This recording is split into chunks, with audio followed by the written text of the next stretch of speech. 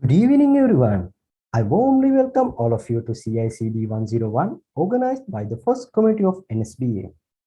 So then, first of all, let me warmly welcome our guest speaker, Associate Technical Specialist at Site Reliability Engineering, Mr. Udara Javardhana to CICD 101. Before moving on to the session, I would like to kindly remind all of you to stay till the very end to get the full benefit of this webinar. And please feel free to ask any questions of yours on CICD as well. And now, without further ado, I cordially invite Mr. Udara Javardhana to conduct the webinar. The mic's yours, sir.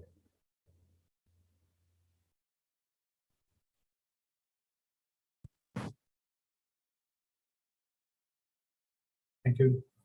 Thank you, Arish. All right. Welcome all.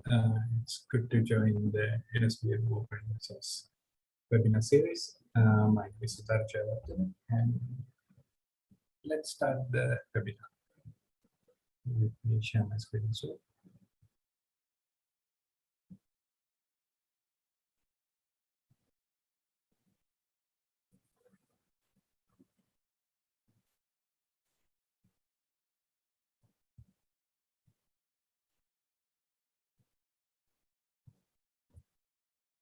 Okay. Good evening, everyone. So let's start the latest edition of the webinar series of NSBM, and this one is focused on CI/CD, or continuous integration, continuous deployment 101. A little bit about myself. I'm Udara Javardhana. I'm an associate technical specialist at Site Reliability Engineering, and I'm currently employed at Wiley. And before joining Wiley, I was worked at Cisco Labs, and even before that, PSM. And throughout my industry career, I worked as a DevOps engineer, cloud engineering, and then finally site reliability engineering. So I have nearly 7 years of experience in cloud, CI/CD, and other cloud-based systems. Right. You can reach out to me via my LinkedIn. It's LinkedIn Udara, and or email udara@gmail.com. Feel free to contact me at any time. Right. Before moving into the webinar, let's briefly understand what we are going to learn today and what would be our workshop outline. So in this workshop, first we are going to look into how continuous integration, continuous deployment, or CI/CD came into the picture through traditional software development models, agile models, and then finally DevOps. So as you all know, CI/CD is a concept comes with DevOps. Then we are going to discuss the CI/CD, continuous integration, continuous deployment, and continuous delivery. And we are going to learn why the same term CD is used for both delivery and deployment, and what's the difference between those. And then we are going to finally look into implementing a Cicd pipeline. So currently industry leading, and since our workshop is organized by FOSS community, free and open source software will be Jenkins. So we'll be using Jenkins for that. And what are the best practices of building the industry standard pipelines with Jenkins? Right. So it all starts with traditional software development. So as you all know, the CI/CD pipelines are used to deploy your code to production. So we need to understand how this came into the picture and how did we come into the CI/CD pipeline. So it can't be like a straightforward process. Okay, suddenly somebody thinking, well, CI/CD pipeline would be good. No. So there's a little bit of history behind the CI/CD pipeline and how we evolved from traditional software to current CI/CD pipeline. So let's start with traditional software development. I think you all are familiar with Waterfall Model. So it's Excuse me, yeah. I think there's an issue with the audio. It's not clear. It's not clear? It's a little bit unclear, actually. All right. Let me check my microphone to see if I can do something about it. Okay, thank you.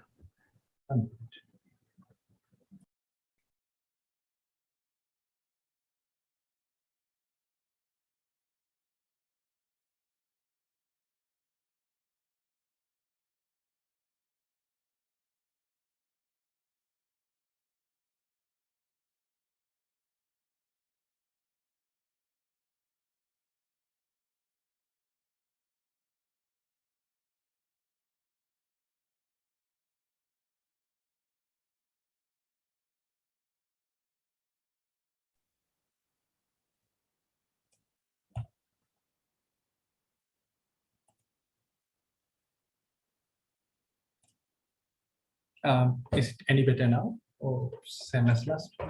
Yes, Yes, now it is better. Now it is better. Better. you really Awesome. loud and clear now. Yeah. Awesome. Right. Perfect. Thank you. Mhm. Let me share my screen again.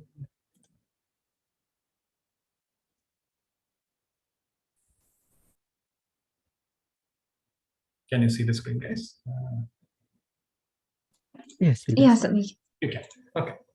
All right. So we are discussing about traditional software development, and waterfall is the biggest concept comes into traditional software development. And I'm pretty sure most of you guys are familiar with waterfall because that's one of the earliest software engineering concepts we teach.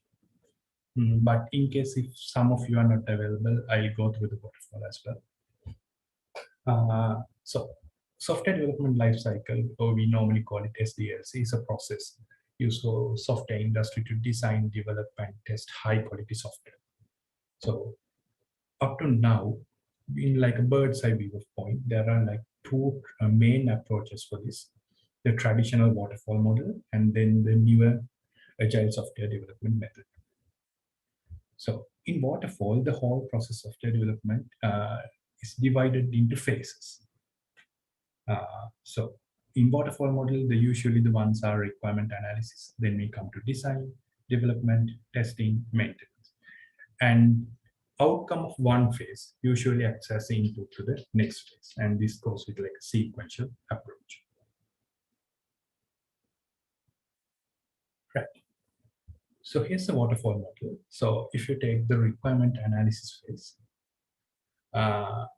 this is where you sit down with the actual client and then understand specifically what they actually do and what they're looking for in their software.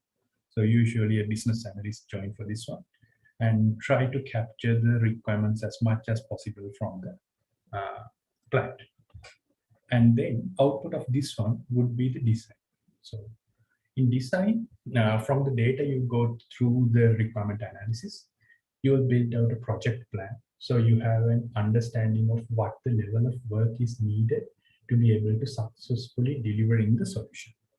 So that would be the design phase. And in the requirement analysis, you get the requirements, and design phase, you completely design the system and then create what's the actual thing you need to build. So to simplify, you get the requirements and you translate it to a language that developers would understand.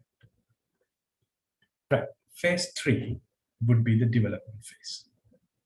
So here you start the development, and means that the programmers start coding out their solution and they build out the application. So according to the output of design, the programmers will start development and finally actually build the system that's in the design phase.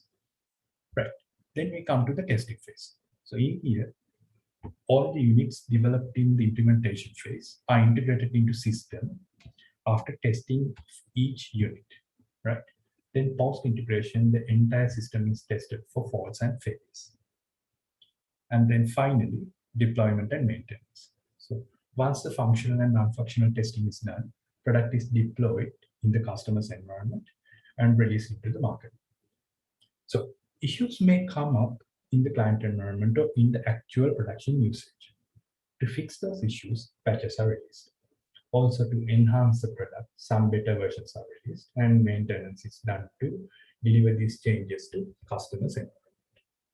So this is the waterfall model in a very simplified way. But the thing is, the cascading deliveries and those complete separate stage gates means that it's very difficult for any new requirements to come from the client to be integrated to the project.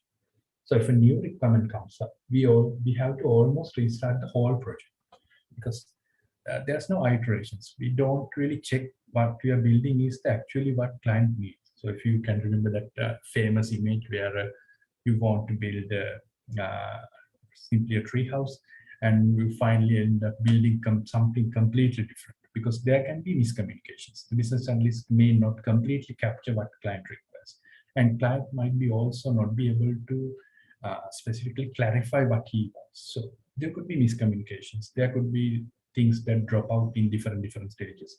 And the final outcome may not what customer expected. Or during the midway, customer might get a new requirement.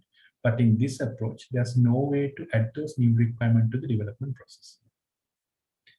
So as you can see, this is very expensive and it's very time consuming. If something goes wrong, you have to start from the beginning. Right. So this is the issue with waterfall. So industry identified that, okay, this might not be the best way because client requirements cannot be understood at once. There could be miscommunications and we might not build what client actually wants. Second thing is it's very expensive to make changes during the end of the project because some functionalities you may need to completely restructure the architecture to build. And finally, they identified that software must be delivered faster and with less resources. So this model consuming a lot of resources, and frankly, you can't deliver the product until the very end of the product. So until you completely develop it, you can't really move to the market or even the customer can see the functionality. So this is not really the correct way. So there should be something better than this.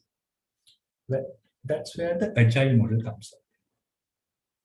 So in today's digital world, the solution simply must be delivered faster, and this has led to specific changes in Agile. We start implementing the Agile model. So Agile model allows programmers to create prototypes and get those prototypes to client with the requirements faster, and the client is able to send the requirements back to the programmer with the feedback. So as you can see, opposed to the usual waterfall model, this time we are going with iterations. So here's the client, he provides the requirements, we have a plan, the software engineering team builds it, probably a prototype, it could be a new functionality, whatever it is. Then we test, we check with the client, we get the feedback, we do sort of modifications, and then we go to the next iteration, we do the completely same thing. So this allows us to create what we call feedback loop. So we are able to get the information to the client, and the client can get back to the development team much faster. And typically, when we are actually going through this process, we are looking at the engagement cycle being about 2 weeks or so. So it's much faster than the traditional waterfall approach. So as you can remember, in waterfall approach, you usually take like 5-6 months to actually deliver the product. In this time, that's not the case. In 2-week sprints, 3-week sprint, we can deliver some sort of functionality to the customer, we can get the feedback, and the loop continues. So if a client comes up with the new requirements or say, okay, we need to change this, we can easily accommodate it because it's a very flexible approach. So this entire entire process can be broken down to small actionable blocks called sprints. So that's how the sprint concept came. So sprint consists of plan, code, test, and review. Plan, code, test, review. So this is the usual loop. And this one continues to the next iteration or sprint, next sprint, until we have the full review. So as you can see, now we have a very flexible model compared to the previous one, because now we can accommodate everything. Right. Right. So Agile seems to be a good answer for us, right? So we had an issue capturing the requirement and sending the product quickly to the market. Now we have a solution with Agile model. We can do it. It's all good. Right. But the thing is, Agile model brought its own issues. The issues we couldn't previously predict. So all of this comes with developers and operations teams running in separate silos. So dev teams test their application in local environment or dev environment. So this is the case even when you are developing a software, right? So you test it using your local machine, and if you have a server, you can move it to the dev server, you can test it out. So it's all good. But it's hard to mimic a production environment in a constantly changing local environment or dev machine. So imagine something like this. So yes, you have a production environment. Production environment is a very protected environment in the industry. Only very limited people have access to the production environment. For example, if your organization have DevOps engineers or site reliability engineers, probably those guys manage the production environment. not developers, QAs, PMs. Nobody else will have access to the production environment because we need to keep it as stable as possible. A lot of people have access to environment means even accidentally somebody can change a variable. Somebody can change a path. Somebody can change the application version, configuration. So if anything changes, it might impact the application running in production and might cause a big issue. So in bigger organizations, when you move into the industry, even a like 10-minute downtime can cause like millions of loss to the organization. So production should be very protected environment. So nobody else will have access to the production environment. Only limited set of DevOps or SREs have access to them. So what they're doing is, in order to make sure that application is running smoothly in dev environment, because obviously we need to make sure that application is running well, and because ultimately the application will be running in production, so we need to make sure that our code works in production. So what we do is we get the production environment variables, the application versions, paths, environment variables, everything, and we set up a dev environment. Or you set up the same thing in your local machine. Okay, good. Now you have the same environment as production. Now you can easily develop the application for the production. But thing is, your local machine or your dev environment, it's easily changeable. A lot of people will have access to that, and they'll accidentally modify some of the things. For example, if one developer is testing completely new function, and for that he may need a new version of one of the running libraries. So he simply updates it. It works well, right? But unfortunately with that, your environment drifts from the production. So it's not a completely same way. So this happens more frequently. So when you're listening, you might say, okay, it's not a big deal. We can easily make sure that our environment doesn't get changed, but that happens. When you have multiple developers, like 10, 20 developers working on a project, somebody can accidentally change it. It might not be intentional, but accidentally somebody might change it. So production and dev environments are different. It's always different. So therefore, if the environment is different, the application's behavior will be different. So what happens is, when a developer writes a code, runs it in their local machines, or even in a dev environment, it works well. QA guys test as well. Okay, it works fine. You pass it to the operations team. The operations team is to get the application, put it in the production environment, expose to the users. Now, issue comes up if this application doesn't work as expected in the production environment. This can happen because now the environment is different. But when we come to troubleshooting, okay, then the incident management team identifies, okay, there's an issue, and it comes to troubleshooting, okay, why does it not work in production? Then the operations team will say, okay, production environment was kept as it is. We just got a new build from development team, we put it, it doesn't work. So it's development team's fault. And the development team will say, okay, it works in dev environment. If it's not working in production environment, it's operation team's fault. So you can see this is cause of the classic blame game. The ops blame the dev for releasing the code that won't work, and devs will blame the ops, stating that it worked in their dev setup. If it doesn't work in production, it's their fault. And now, since these guys work in their own worlds, development team doesn't know anything about operations, operation team doesn't know anything about development. Now we have an issue. So nobody will know how to fix it because they have their own safe zones, and they say, okay, it's not our fault, it's other guys' fault.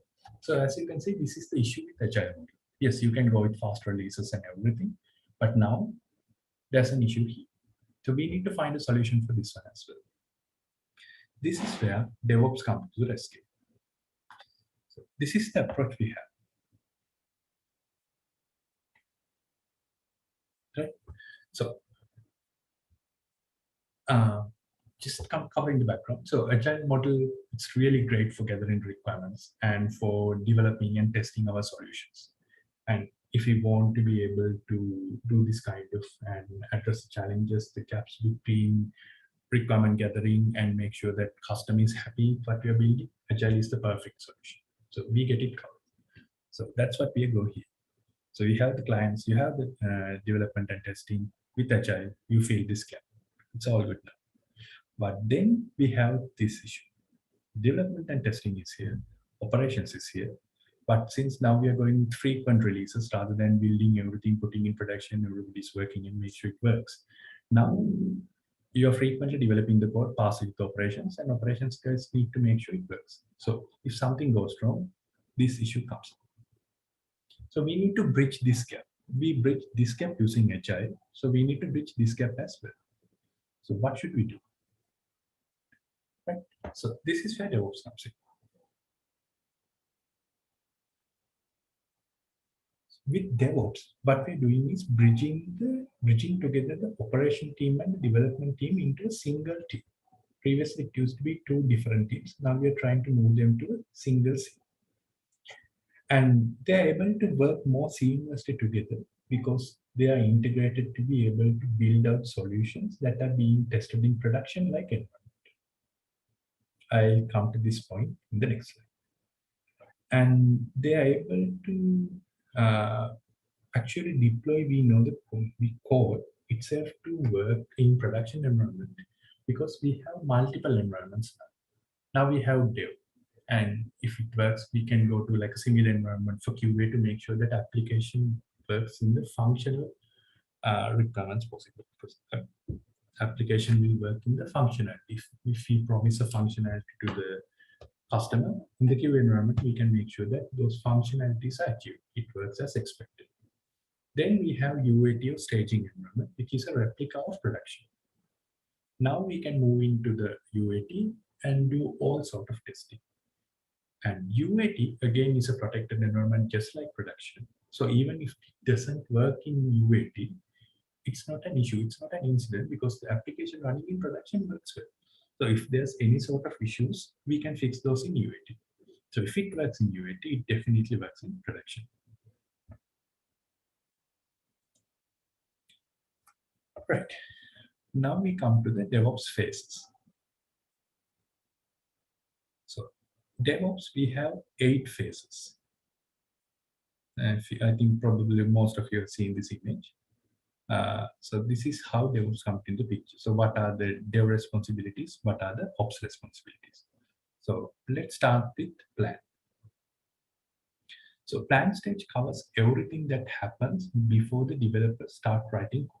So it is where product manager or project manager earns their keep. Requirements and feedback are gathered from the stakeholders and customers and used to build a product roadmap to guide the future development. So pretty much what we discussed in Agile. Then we come to the second phase, code. So as you can imagine, this is where all the it's very similar to Agile, and it's where coders actually start coding, and then typically they'll start using tools such as Git, which is a distributed version control system, and we are pushing the code to Git because multiple people are working on the same project now. So rather than doing bits and bits of code in the local machine or the ones that they are responsible, it's good to push all their code to a common GitHub code base. So it could be GitHub, it could be SVN. It's up to the organizational practice. Right. Then we come to Maven. Maven is a tool that we use for build phase, right? So once the developers finish their task and they commit their code to the shared code, etc., there are many ways this can be done, but typically developers submit usually using a pull request, and another developer or peer reviews the code, the changes they made, and if they're happy with the code, they approve the pull request. Then the fun stuff happens. Then you run the process which builds the code base and run a series of end-to-end integration unit tests to identify if there's any regressions.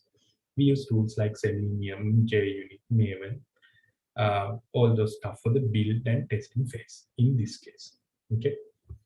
And usually in a DevOps, a proper DevOps world, all of these things should be automated. Right. The last phase of Dev, it's testing.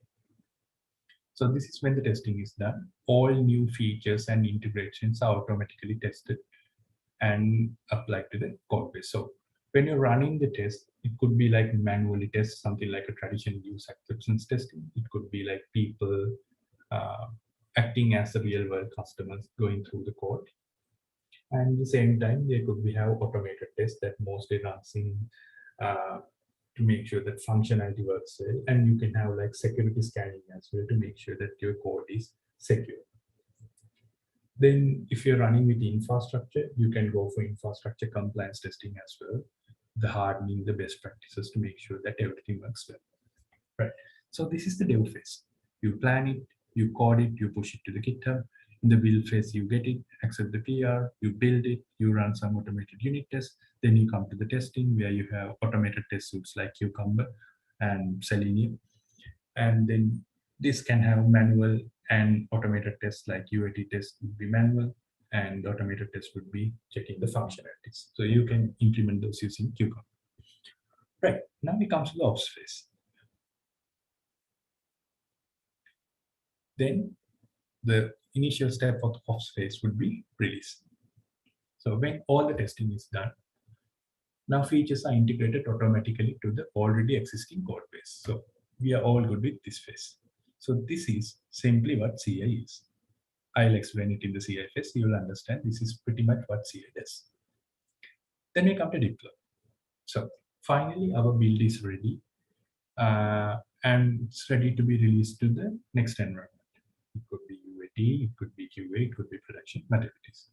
And there are several tools and processes that can automate the release process to make the release reliable with no outage window. So if you want to go with like no outages at all, you can go with something like blueprint approach. Or if you have multiple servers in a given load balancer, deploy the release to a given server, test it out, add it to the load balancer, take another server, do the release, check it out, add it to the load balancer. So this way you can make sure that there's no downtime at all. This is what most companies does. And if you want to go with like a more traditional approach, you can go with like showing a banner in the website stating that it's currently under maintenance and do the deployment, make sure everything works. And once everything is satisfied with the testing and everything, remove the banner and come to site alive. So it's up to the organization's view. Then we have operate. So now we have the building production. The operations team is now starting the hard work, making sure everything is running smoothly. Based on the configurations of the hosting service, environment automatically scale with load to handle peaks and through number of active users. So this is where we identify if there's something wrong with the infrastructure setup, scaling. This is where I identify that. Finally, we comes into monitoring. So it's the final phase of the DevOps cycle. This builds on the customer feedback provided in the operate phase by collecting data and providing analytics on customer behavior, performance, errors, and more. So this is where you identify if suddenly application stops working or some functionality doesn't work as expected. You understand that in the monitoring. So you have a bunch of monitoring tools. The free ones would be Nagio sort of things. If you want to go with like more enterprise options, you can probably have something like App Dynamics, Neuralink, Datadog, where you can have simulated synthetic test as well to mimic the user behavior to identify if something is not working properly. Right. Now we are finally moving into continuous integration. So I hope you understand how we comes into continuous integration from the early traditional software development, because it's really important. Because if I suddenly start telling about continuous integration, it won't make any sense, because you need to understand how continuous integration came into the picture. And I hope now you have an understanding what is continuous integration and how it happened. Right. So continuous integration is the developer practice of frequently, at first daily, integrating all code changes into a single authoritative code branch from which production environment are deployed or production software is built. So this practice enables early problem detection and provides immediate feedback on code quality, allowing for issues to be identified, diagnosed, and fixed immediately without interruption to the production environment. Continuous integration ensures that the testing, building, reporting of errors happen continuously, providing fast feedback to the engineers. And given that it forces one single code path to production, engineers are highly incentivized to fix their builds quickly. So to simplify what I told you at this point, so you have the developer, you have the source control system. For example, let's assume you are working on a new build. You push your code to the source control system and probably raise a PR. And one of your lead engineers or one of your peers approve that once testing the code, it works fine. Then you already have run the unit test in this point, because before pushing here, always try to run the unit test and at least try to get 90% of coverage. And once the source is in the source code, once you raise the PR, we can automatically start the build process. So depending on the building tool you're using, so it could be, for example, like Maven, Gradle, whatever it is, you build the code, you save the artifacts of that code in an artifact repository. So Nexus is one of the free artifact repositories you can use. And if you go with like a more commercial approach, there's a famous tool called JFrog Artifact Tree. So it's up to you. So considering all with FOSS, best way would be to use Nexus. It's a very great repository for artifacts. Then you run the test. So it could be like automated test suite. Using something like Cucumber, you can create automated tests. And all these things will be functional testing to make sure that whatever the code you write, the intended functions are working properly as expected. So if this works, then you create a report. So in this report, we can see what are the tests we ran against this code and what's the status of this. And let's assume if some of the functionalities are not working properly, or it's not, the output is not intended as it is, then you share the feedback to the developer. Then let's assume there's an issue with there, then developer works on the issue, make sure that its functions are correctly, properly functioning.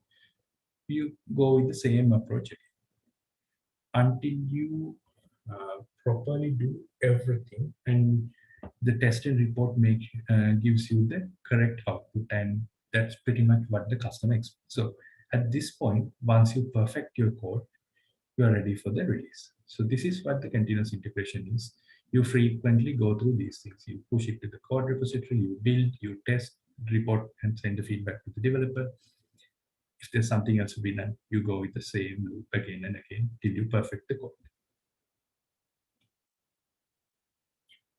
Right. So what would be the best practices of continuous integration?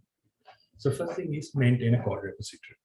So usually I know pretty much right now, even the undergraduate students like you guys always use code repository, but decade ago, that's not the case. So usually all the development happens in a local machine.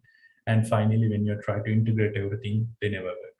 So first step of continuous integration is make sure you use a code repository. It's a must thing when you move into industry. So you can easily use Git, a free tool, GitHub if you want GitHub approach Microsoft, or GitLab if you want a little bit different version of that. And if you want like paid versions, you have Atlassian Bitbucket as well. And always automate the build. So when you create the PR, when you approve it, always make sure that the build process is automated. So you can do this using the tool called Jenkins. I'll show you that. So always try to make sure that everything is automated. Once you push the code, once you raise the PR, everything should happen automatically. Make sure the build is self-testing. So again, you can implement this in Jenkins. Automate the test suite, make sure that all the tests are right. Perform the unit test. This is a very important thing. Before you merge your code with the rest of the code base, you need to make sure that your code passes the unit test. So always write unit test for whatever the code you're writing, and make sure you get at least like 90% of the code unit test coverage for your code. Every commit to the baseline should be built, and that build should be fast. It should go with that automated approach. That means whenever you push the code, it should always go through the CI cycle. Because a lot of developers, for example, if you're working like 15 developers per team in a project, all those 15 will try to push their code by the end of the day. So it should happen fast. If it takes like 30 minutes or 40 minutes, the CI cycle, then it's not a proper approach, because then 40 minutes for each build means all you 15 guys will have to wait till your code is built. So it should be very fast. And then the testing should happen in a production-like environment, ideally a clone of production, because the versions, the environment path, the application versions, all those things should be same as production. Otherwise, it will work in the testing environment, and when you push it to dev QA UAT, it won't work. And then it will be bigger mess to find out where it went wrong and how to fix it. So always try to make sure you don't have to have the same level of performance. So if your production environment has 8 cores and 64 GB of RAM, you don't have to have the same thing in the testing environment, unless it's performance testing or use acceptance testing. In a testing for CI environment, the performance could be downgraded. It could be 8-core machine, it could be 16 GB RAM. That's fine. But the rest of the environment variables and the application support library versions should be similar to production. Right. So that's pretty much the continuous integration best practices. Always make sure those stuff. Right. Now we're moving into continuous deployment. Continuous deployment is a process of automatically deploying the software updates to the production environment once the code is checked into the software repository by the development team. So this relies upon multiple layers of automation to perform software testing and deploy it to production. So as you can see, it's kind of like something that's added to the continuous integration, right? Because in continuous integration, we discuss that we push it to the repository, we do all the testing, we make sure that all works fine. And in this one, we are just talking about, okay, all that same thing, and make sure that updates go into production. So it's just an extension. It's pretty much similar to continuous integration. This part, CI is here. And then you're taking this new update to production. That is where continuous deployment comes in. It's completely automated process. So once the CI completes, if everything goes well, if your testing phase is done, all good, then we can move it to production. So as you can see, if you build it, you test, all these things comes with CI. Deploy to staging, deploy to production, deploy to monitor. These things are the continuous deployment newer concepts. Rest is pretty much what we discussed with continuous integration.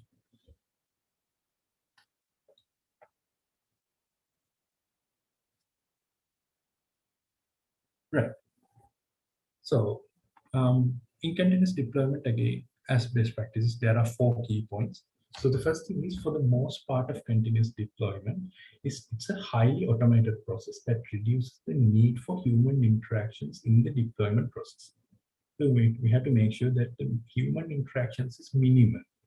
The only acceptable human interaction would be that it automatically creates a CI cycle, you go into UAT, all the tests are fast. Before moving into production, you can ask for verification. So that's the usual step with most of the companies. You don't move everything to production as it is. Usually, you create like a change window. So if your organization following ITIL, in that way, you can't really move everything to production just as you want. So you create a production window. Okay, in this window, we'll be moving our application to production. And after staging, completely automated, everything goes to staging, and then do some use acceptance testing to make sure it works well. Then in the production deployment window, you simply move your build to production. That's the only acceptable human interaction in this continuous deployment cycle. The scripts take over most of the work that is used to be done from the humans previously. So there's no physical deployment of code, and automation and copy code testing, moving the code, moving the artifact to the next environment, everything should be automated through scripts. Then scripts will actually create the computing environment that is needed to be in place before you move the code along. So building a production environment and UAT environment, it's usually better to create everything using an automated manner, using something like a configuration management tool. If you take, usually there's tools like Ansible, Chef, and if you're building a new environment, you can easily set up everything using a tool like this. So in that way, In Ansible, if you take, you can make sure that, okay, these are the versions that I need to install in the production server. I have to make sure that always this version is running here. And even if I want to add a new server to production, it will be always through the configuration management tools. So there won't be any human interactions, people log into the production server and upgrading or downgrading the services. Everything should happen through configuration management. This way, we can make sure that environment stays the same. And even if we want to duplicate that the same environment in low environment, that's totally fine, because you simply have to run those configuration management scripts, and they'll make sure that environment is ready for the deployment. And finally, automation increases accuracy. So automation reduces the time it takes to get the code from developer to end user, and increase the accuracy of the code that is being produced, continuous deployment, and make sure that the right code is in the right place at the right time. So this is very important. So this means there's no human error. So if a lot of engineers are working in an environment, there's bound to be happen for accident. And if this accident happens, if a simple version mismatch, it could be a disastrous outcome in the production environment, which costs thousands of dollars to the organization. So if you automate everything, that means you eliminate the human error, and that means accuracy increases 1,000-fold, and you get better results every time, because you always know the environment stays the same, the deployment stays the same, the testing stays the same. Right, now we come to the next term, continuous delivery. So we talked about continuous deployment, and then we have the continuous delivery. It's the same thing, the same CD, right? Continuous delivery refers to the ability to automate the software deployments that's always ready to be released into production environment at any time. Right?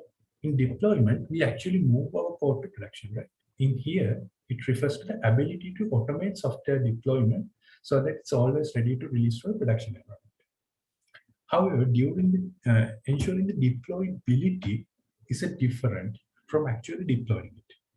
So this is where continuous deployment comes in. Continuous deployment takes the pipeline that is set up by the continuous delivery and automatically deploys the changes into production environment once they pass the test suite and the acceptance testing and all the code checkings. All right, so remember the difference between continuous delivery and continuous deployment, because it's a very important thing. Right, now we comes to the Jenkins. So Jenkins is a very popular CI tool, and it's open source. So that's, I think, one of the reasons why Jenkins is very popular. Anybody can set up Jenkins. It's very simple. I'll set up Jenkins in this workshop itself, just to make sure how easy it is. And then it has thousands of Jenkins plugins, which you can seamlessly integrate it with anything you want. So if you take the Jenkins, the first thing would be code and commit. You can integrate with any of the Git versions, SVN, and even parent repositories, directly the IDEs. You can integrate Jenkins with everything. And then if you come to the build and configuration, you can integrate Jenkins with Maven, Docker, Chef, Puppet, Vagrant, AWS, whatever the technology stack you want. I think up to this point, I couldn't find any build and configuration tool that is not supported by Jenkins. So it's that much versatile, and a lot of plugins are updated daily basis as well to make sure that you get the optimal output of all the build and configuration. Then scan and testing. So I think probably you guys have heard of Sona. This is one of the most industry-leading tools for code quality. Whenever you write your code, you always go through the Sona cube to make sure that your code is functioning properly. There's no code smells, there's no bugs, and it passes the quality gate. And you have JUnit as well for unit testing, and Cucumber for automated test suites, Selenium WebDrivers. Right, then we come to release. You can set up the release process using udeploy, Collabnate, ReleaseX. So there's tons of tools for release process as well. And if you're not familiar with any of these tools, you can simply write a simple bash script or script, Python file, whatever it is, whatever you want for set up the release pipeline. And finally, deployment. So it could, your N1 could be like a Kubernetes stack. It could be OpenStack, AWS, or any of the cloud service providers, Docker, OpenShift, whatever it is, you can simply deploy, and you can do everything using Jenkins. Right. So this is the CI/CD pipeline, or the usual basic CI/CD pipeline. So in an industry-leading CI/CD pipeline, this is the steps you should have. You should have the code, and you push it to the code repository. So let's assume in our case, it's a GitHub. So when you commit your code to the GitHub, when you raise the PR, it will be approved. And once this is done, you start the CI pipeline. So first you get the code, you build it, then you run the unit test to make sure that the functionality is working properly. And once it's done, you run the integration testing. And once you do the integration testing, and once you make sure that the new code addition doesn't break the build and everything works fine, then that wraps up the CI pipeline. But this is the regular stuff. But since Jenkins supports a lot of tools, we can add additional steps here. One would be SonarQube analysis. Now, integration works, the code functionality works, but your code quality might not be up to the mark your organization wants. So what we do is we can set up a tool, something like SonarQube. In this point, you add an additional step to your pipeline. You send your code to the SonarQube and you analyze your code. See, when you're analyzing the code, you can get different marks for different aspects. So for example, security vulnerabilities, bugs, code smells, or some sort of standard violations. Depending on that, you can ultimately give a ranking to your code. And in SonarQube, there's a function called quality gates. And what we're doing is, if your code does not pass that quality gate, for example, let's assume your quality gate requires 90% to go through the next step. And if your code goes with 85, then the CI pipeline aborts. And then the feedback will go to the developer stating, okay, functionality testing works well, but the code quality test fails with SonarQube. And this is the link to your SonarQube dashboard. Please fix this and try again. So that's how the CI pipeline is. So testing is here. Now we can integrate code quality as well. Then we can have security level of testing as well. If you go with like something like a contrast security or any other open source security coding tools, you can make sure to run your code through that and make sure that it works well and it does not violate any security concerns. For example, your code, if you are developing your code to AWS, one of the common mistakes development teams do is they hard code the access and secret keys. So if this is in the code itself, then you have in trouble, because these things will be moving to a repository and moving into an environment, and intruder might use these hard-coded secrets to actually attack your application. So a security scanning tool is very useful in here to scan your code to make sure that you don't have any security level violations. If you have any security level violations, again, it goes to the feedback goes to the developer and the CI pipeline and works. So best thing about this is, when you finish the CI pipeline, you can guarantee that you have done everything you can to make sure that your code is quality code and it adheres to all the organizational standards. That's how you build a proper CI pipeline. Now we come to the CD pipeline. This part is done. Right. Now we have completely functioning code that doesn't have any sort of violations. Now we come to the review state. You get the code from the Artifactory or whatever the artifact repository you have. For example, in our case, Nexus. You get the code, build, you put it to the QA environments.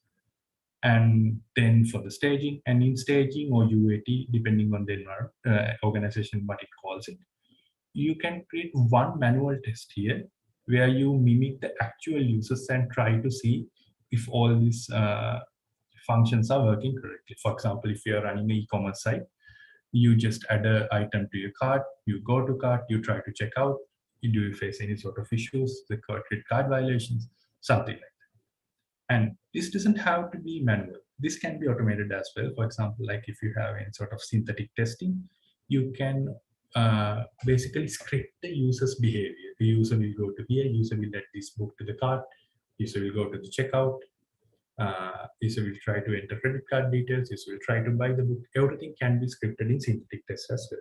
So using something like this, you can completely automate the user acceptance testing as well.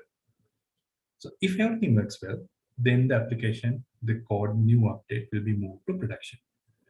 So that's how a proper CI/CD pipeline should be built.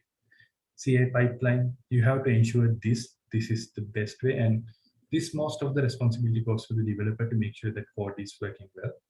And in here, it comes to probably the ops team to make sure that if something goes wrong, it's their responsibility. So again, something like two colored zones where dev team and the ops team is responsible of.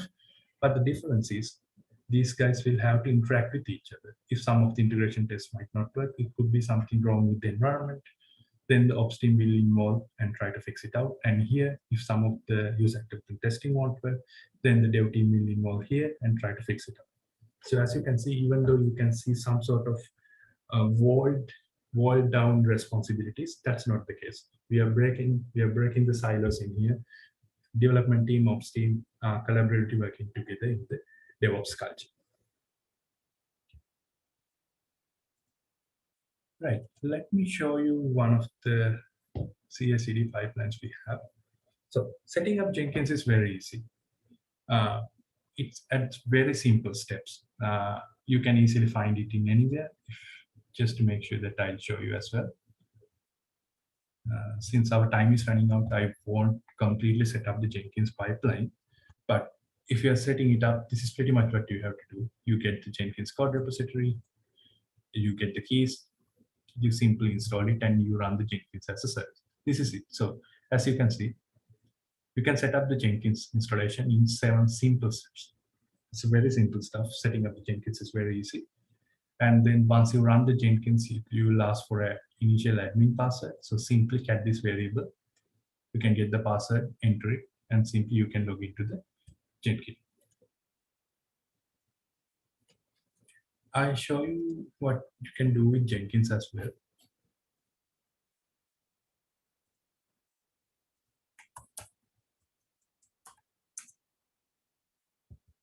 Right.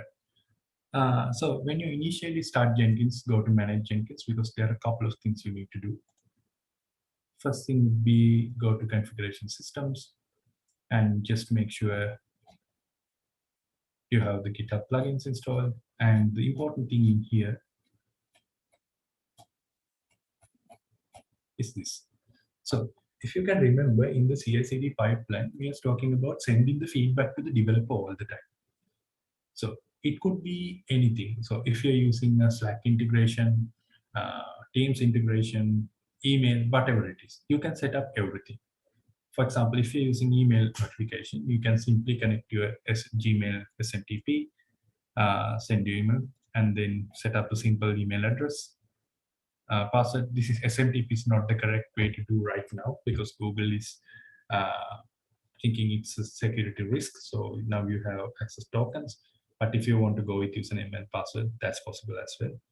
So with this, you can set up email notifications. And if you don't want email notification, that's fine. You can go with the manage plugins. And you can always install the plugins you want. So one of the best plugins that I can recommend is this Blue Ocean plugin. I'll show you what it can do. Apart from that, Jenkins will automatically install the necessary plugins for it. For example, like Git. It is very crucial, as you can see, because it all starts with the Git commit and Git PR and all these things. So if you want to work with Slack, you can simply go to available plugins and you can search for any plugin. So here, Docker, Maven, and if you go for Gradle, you have Gradle repos, you have Artifactory. Let me see if you can have Slack integration. Yep, Slack notification. So you can install any plugin you want. Simply select the plugin and install it without restart for now. And once your Jenkins server is free of any loads, and for example, if you have a given maintenance window for your Jenkins, you can then simply restart it. So if I go to dashboard again, Manage Jenkins plugins. Now you should be able to see the Slack plugin as well.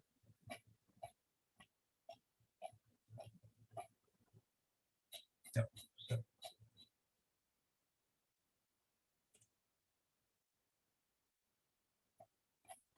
So these are the installed plugins.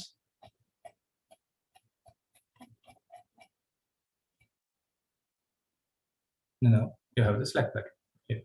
So once you have the plugin, you can easily configure it in the configure Jenkins. And that way you can simply integrate it with any of the tools you want. So whatever the tool you can think of, you can implement it there.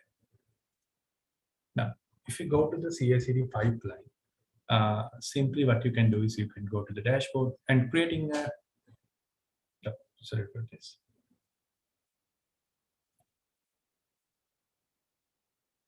All right. So creating items is very easy as well.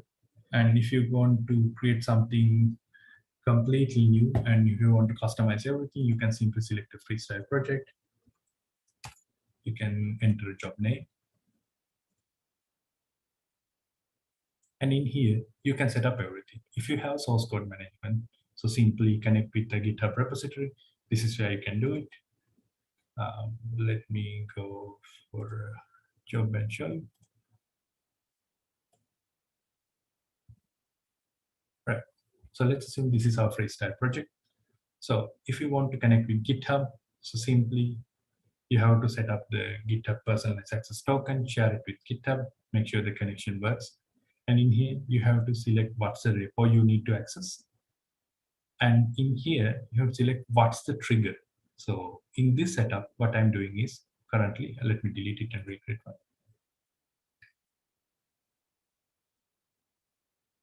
Okay, so I need to set up behavior. So what I can do is, what's it? So I'm going pull requests. Okay, so in here, I am setting, okay, the current pull request revision of the main branch. So if somebody raises a PR, then that will trigger this Jenkins. So if you want to go with something else, for example, any of these things, simply it's up to you to how to trigger your job. So it could be a checkout, it could be a commit, whatever it is regarding your Git action, you can set it up in here. And then one of the important things to remember, you can set up all those things in here, true. But the best part is you can also create the Jenkins job using a code file. Let me show you that as well.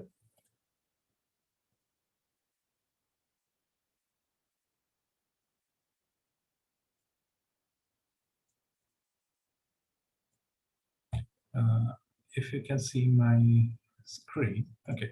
So this is a file called Jenkins file. So what you do using Jenkins file is you completely set up all your steps in here. So in my pipeline, I'm saying, okay, this is the first step. Do these set of functionality, do these set of SH files. And then in the next step, go for this. Next step, go for this. So you don't have to manually create the Jenkins job. As I told you, if you're creating something manually, that means you can create human error. So you can simply set up everything using here. And when you set up this Jenkins file, it's all coded. You can safely store it in a GitHub account. So even if something happens to your Jenkins instance, that's totally fine because now you have everything in here and even the notifications to use it. So in a success, in a failure, what's the action you need to follow. So everything is coded in here. What's the subject should be, what's the pipeline, what's the error, what should be your body, what's the dashboard that you need to point out, to which users you need to send it. You can set up everything in here. That's the best part of this. Let me cancel this one since I no longer want it.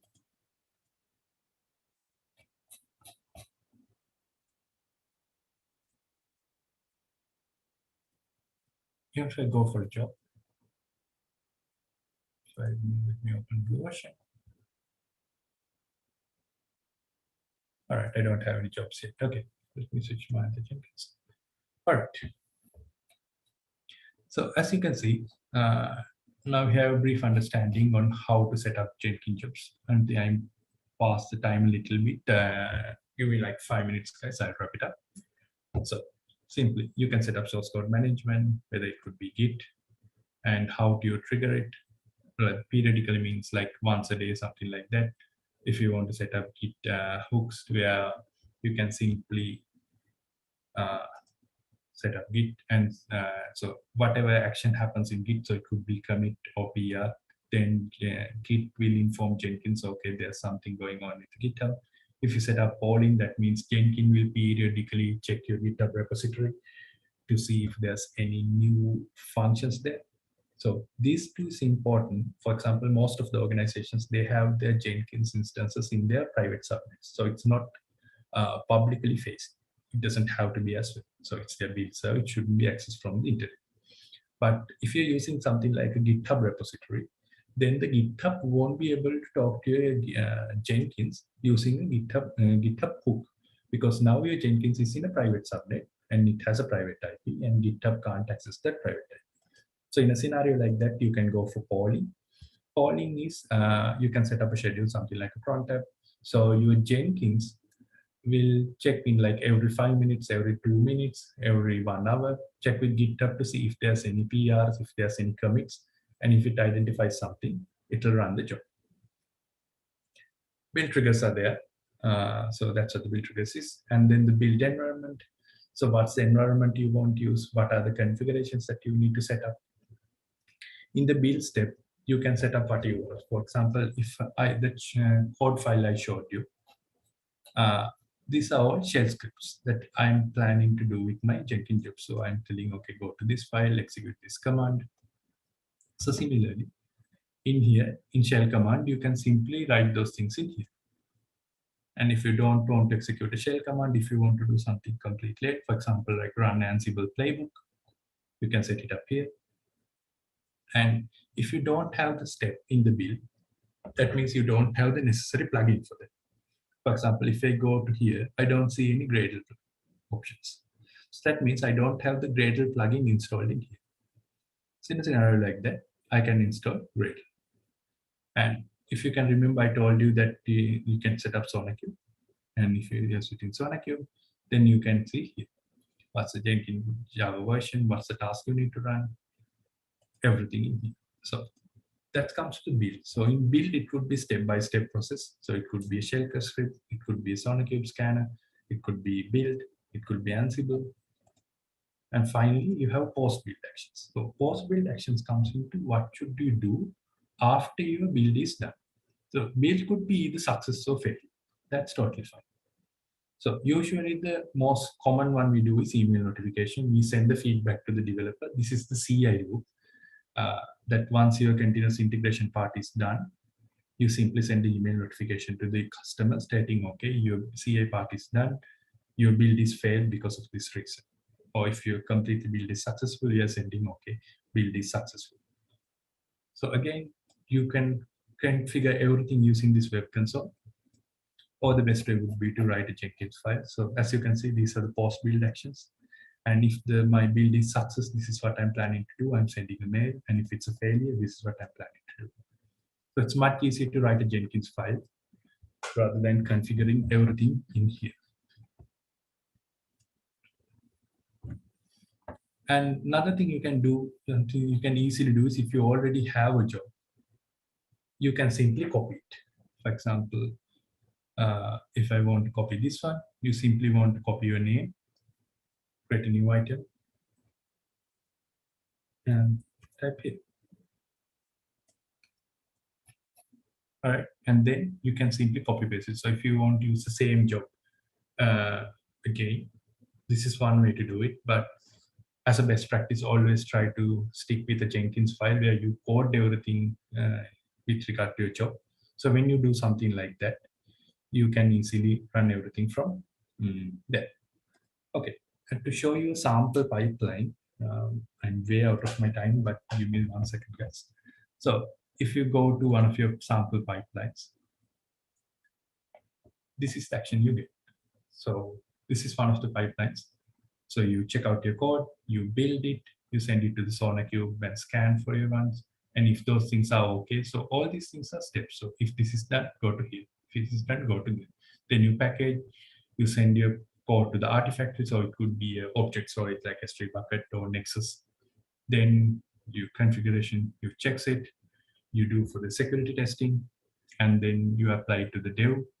Automatically runs the testing, comes with the dev environment, sending it to queue, sending it to UAT, and finally production.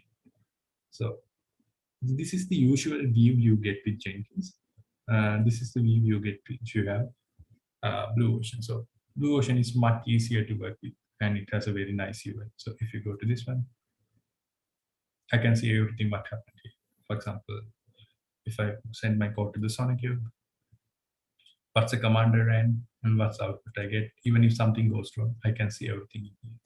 So here I have installed NPM, I have got the build.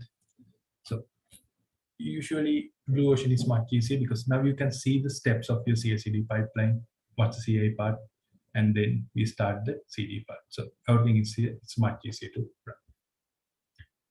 All right, I think that wraps up our session. I think I'm 10 minutes past my time.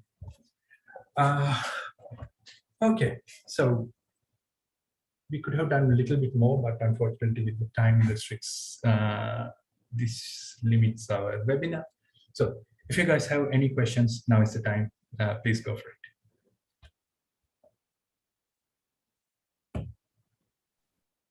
Hey guys, now the time for you. If you have any questions about today's webinar, you are willing to unmute your mic, you can ask any questions or drop your question onto the chat box.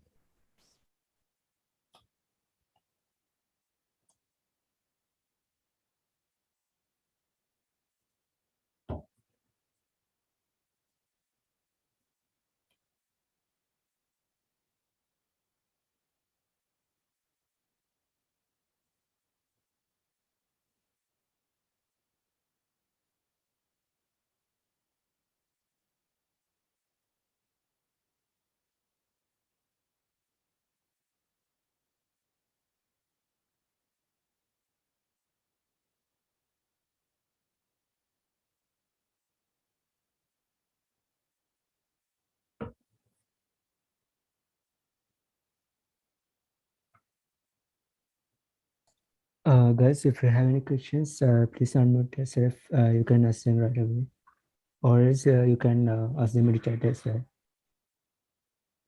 We will wait for another minute or two, then we will wrap up the session.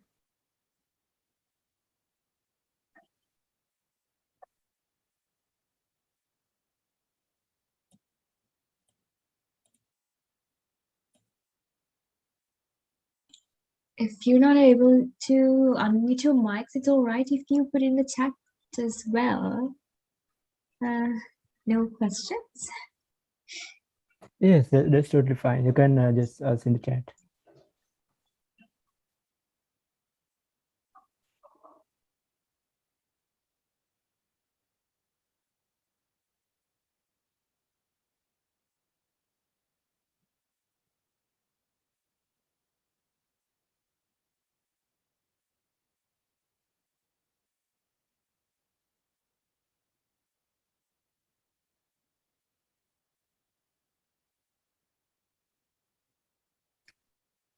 Okay, so I think there are no questions. Avish, I think we can wrap up the session.